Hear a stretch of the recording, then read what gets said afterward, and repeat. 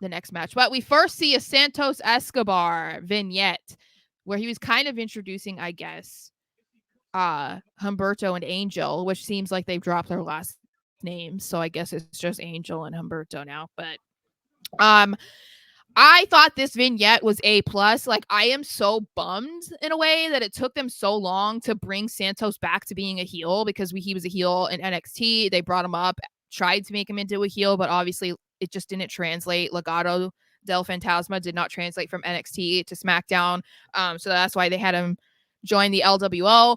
But this vignette was great. He says that there is a natural code or natural order, and there is a code. He says the weak are consumed by the strong, so stay out of their way. And he says it's not because of fear, but there's stay clear out of their way because they pity you, basically. He's continuing his beef with heels. Carlito and Ray, and to me, I'm just like, this is such a cooler group than the LWO right now. There's Like, more legitimacy behind them. They feel like it's they feel like an actual threat as a faction, not just the and fun-loving group that's gonna bounce around and be like, yeah. "Viva la raza!" It's like, "Yeah, we're flying 20 feet in the air." It's like, "No, we're gonna beat your ass and take names in the process." And they all just have the look of a heel. You know what I Yeah. mean? Like, Oh, yeah. there's just a thing, like, there's actors in Hollywood where you almost never see them play good guys, like Jason Statham. Like, he's never a good guy because he can't. Because it's like no one would believe you being in like like Yeah. romantic comedy. You know what I mean? It's like, no, he has to be like the assassin, whatever. Like, Mhm. it just doesn't work.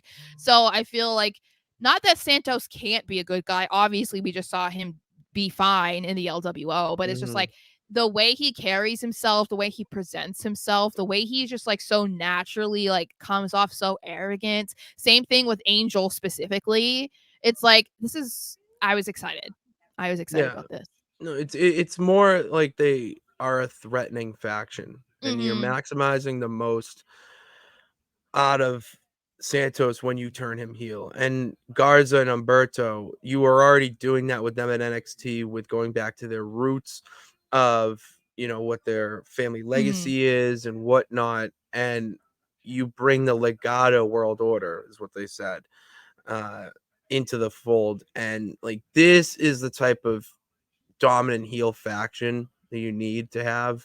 And it's like, if you listened to Santos on commentary, I mean, jumping ahead a little bit, but if you listen to him on commentary, like what he says, how he's saying it, it doesn't feel like he's forced Mhm. to be saying it because he's a heel. It just feels natural, and that's what you want out of this right now.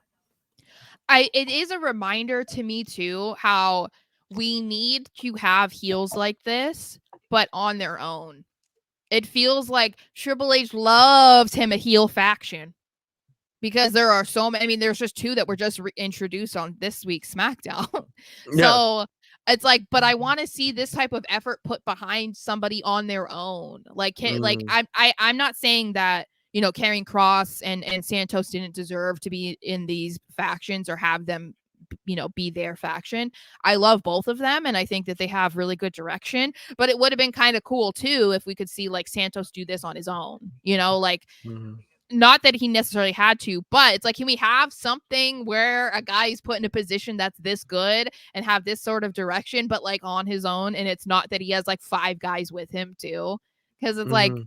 I want to see more of that, but that's just because also I'm like a fan of the heels, so it's like I want to see that.